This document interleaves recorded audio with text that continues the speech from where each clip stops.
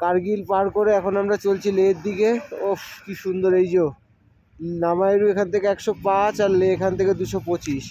এবার সামনে দাঁড়াবো, কিছু খাওয়া দাওয়া করব। আর দেখছো এখানে ফুল কাজ হচ্ছে এখনো। এইদিকেও একটা রাস্তা গেছে অন্য কোথাও মনে হয়, কি সুন্দর দেখতে লাগছে। ওরা আগিয়ে গেছে, এবার আমি আর এই বাপিদা যাবো।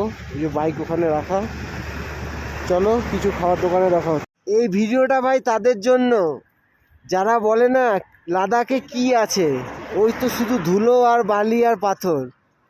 দেখো ভাই দেখ, এখনো তো লাদাখ পৌঁছাইনি লেতে, সবে কার্গিল পার করে যাচ্ছি, তাতেই এত সুন্দর দৃশ্য।